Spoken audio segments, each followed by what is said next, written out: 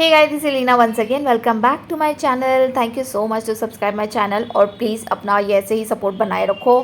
Continue subscribe भी करते रहना गाइस, और हो सके तो प्लीज़ अपने फ्रेंड्स को भी बोल भेज देना ये वीडियोस, सो दैट लाइक वो मुझे सब्सक्राइब कर सके और मेरा जो चैनल है वो ग्रो कर सके. बट वेल, जो भी मेरे वीडियोस को देखता आ रहा है उन्हें बहुत अच्छे से पता है कि मैं कुकिंग के साथ साथ अपने लाइफ के एक्सपीरियंस भी शेयर करती रहती हूँ गाइस. सो कुछ अच्छे एक्सपीरियंस होते हैं, कुछ बैड एक्सपीरियंस होते हैं, जो भी होते हैं, बट मैं ज़रूर अपने ब्लॉग्स में शेयर करती हूँ, क्योंकि मुझे ऐसा लगता है कि शेयर करने से बहुत सारे बोलते हैं ना नॉलेज मिलता है. एंड पर्सनल एक्सपीरियंसेस है ना, हमेशा अपनी शेयर्स करते रहने चाहिए, क्योंकि बुरे एक्सपीरियंस तो ज़रूर शेयर करते रहना चाहिए, क्योंकि एटलीस्ट आप किसी को गलत करने से रोक सको. तो यहाँ पर आज गाइज़ मैं अपने वीडियोस में बना तो रही हूँ मैं कटहल की भजिया. भले ही मैं वेट लॉस जर्नी पर हूँ, बट फिर भी कभी कभी तो चीटिंग करने का मन करता है ना. तो चीटिंग आप बोल सकते हो कि आज मैं कर रही हूँ, क्योंकि आज मैं ऑयली फूड बना रही हूँ, जो कि है कटहल की भजिया. सो मैं नॉर्थ इंडियन स्टाइल में बना रही हूँ दाल की. एक्चुअली ये उड़द दाल का जो बैटर है, जिसमें मैंने अदरक, लहसुन, मिर्ची, धनिया जो हरी धनिया होती है ना, वो उनका जो बैटर मसाला बनाया था उसको, और उड़द दाल का पेस्ट बनाया था. तो 2 चम्मच उड़द दाल की पेस्ट को और मैंने वो मसाला सब ऐड करके फिर उसमें अभी यहाँ पर मैं थोड़े से मसाले और बेसन डालूँगी, और ये बैटर तैयार करके फिर यहाँ पर मैं कटहल की भजिया बनाऊँगी. जो नॉर्थ इंडियन से हैं उनको बहुत अच्छे से पता होगा कि दाल बहुत चीज़ों में वो लोग कढ़ी में दाल की भजिया बनाते हैं.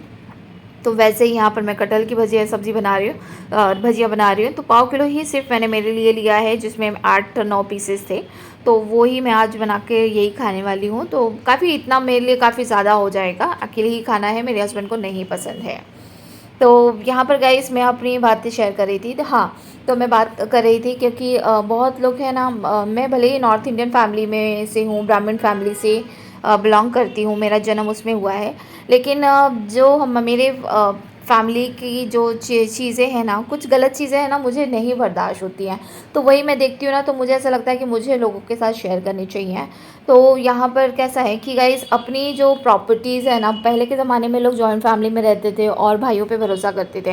तो भरोसा करके है ना, वो लोग जॉइंट प्रॉपर्टीज़ बाय भी कर लेते थे. और पहले के ज़माने में बहुत लोगों के पास इतने पैसे भी नहीं होते थे, तो लोग जॉइंट में ख़रीद लेते थे. लेकिन फिर बाद में बुढ़ापा आते आते है ना, किसी मतलब समझो अगर कोई एक फैमिली, अभी जैसे मैं मेरी नानी साइड की बात कर रही हूँ. तो जैसे मेरी नानी है, उन्होंने अपने एक भाई के साथ, मतलब अपने एक देवर के साथ मिलकर प्रॉपर्टी खरीदी थी. और उसके बाद जैसे ही मेरे नाना जी, सके नाना मतलब मेरे ऑफ हुए, तो मेरी नानी कहीं ना कहीं वीक पड़ गई. तो मेरी नानी का फ़ायदा उठाकर उन्होंने पावर ऑफ टर्नी, जो छोटे नाना जी हैं, उन्होंने पावर ऑफ टर्नी ले ली. तो उन्होंने बिना बताए नानी को कि पावर ऑफ टर्नी उनसे, और नानी तो पढ़ी लिखी थी नहीं, तो उन्होंने शायद अंगूठा लगा दिया और इन्होंने जाके अपने नाम पे रजिस्टर कर लिया. फिर उसके बाद जैसे ही कुछ ड्यू डेट होता है ना, कि कोई ऑब्जेक्शन नहीं ले सके, 1 मिनट आ गाइस, हाँ, तो कोई ऑब्जेक्शन नहीं ले सके उस हिसाब से फिर उन्होंने कुछ दिन के बाद फिर उन्होंने वही प्रॉपर्टी अपने बेटे के नाम पे ट्रांसफ़र कर दी. ओके, नानी को बताया नहीं. फिर उसके बाद कुछ दिन के बाद जब ये लोग ने घर छोड़ दिया, तो फिर नानी के पास, मतलब नानी के पास कोई बेटा नहीं था.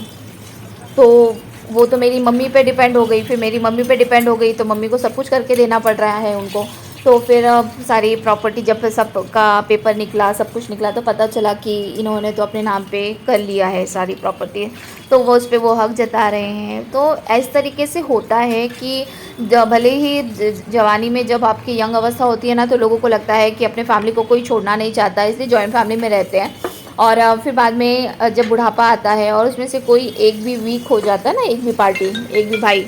तो मैं बात कर रही थी ना प्रॉपर्टी पर लेकर गाइस. तो कभी भी अपनी प्रॉपर्टीज़ को कभी ये मत सोचो कि आज है ना भाई साथ में है, तो कल का आपके जाने के बाद आपकी फैमिली के साथ वो अच्छा करेंगे. तो इट्स बेटर है कि आप अपनी फैमिली के लिए आप इतना मेहनत करते हैं, कमाते हैं, और फिर उसके बाद लोग किसी और उस पर नज़र डालिए. तो इससे तैयार हो चुकी है, बहुत अच्छी लगी है, मेरी भजी बन के तैयार हो चुकी है. Looks awesome guys. ये है कटहल की, जिसको बोलते हैं जैक फ्रूट पकौड़ा. अभी इतना सारा बैटर मेरा बचा हुआ है. तो मैं क्या सोच रही हूँ कि इसमें है ना काला ऑनियन डाल के मैं इसकी भजिया बनाती हूँ, है ना. फिर कड़ी भी बनानी है मुझे, इसलिए तो ये भजी को मैं कड़ी में यूज़ करती है कि नहीं। अभी मैं ऑनियन इसमें डाल देती हूँ।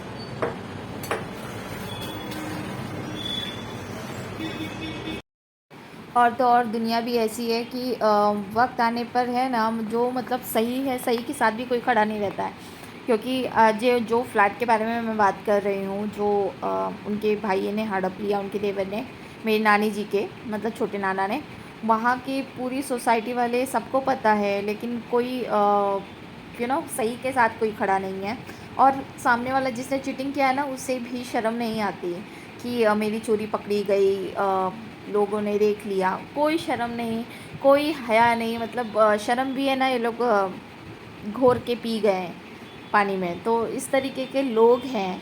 तो अगर आप ये सोचते हैं ना कि सही के साथ सही होता है, गलत के साथ गलत होता है, तो भाई अगर आप आँख बंद करके किसी पे भी भरोसा करेंगे ना, तो उसमें फ़ॉल्ट आपका है।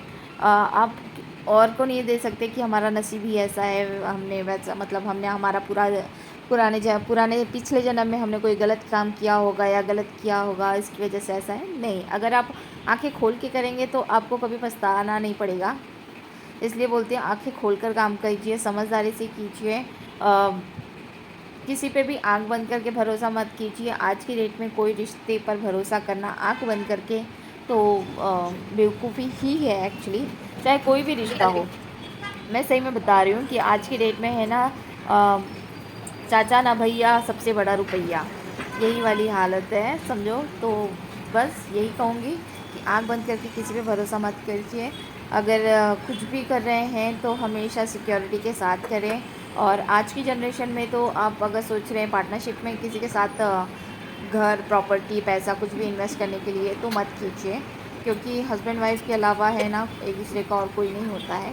और फाइनली यहाँ पर मेरी कांदा भजी भी बनकर तैयार हो गई है, जो कि काफ़ी सॉफ्ट बनी है। और अब मैं इसे खाने के मज़े लेने जा रही हूँ। तो यहीं पर अपना ब्लॉग का एंड करती हूँ गाइस। और नेक्स्ट ब्लॉग तक के लिए tata, good night, bye bye.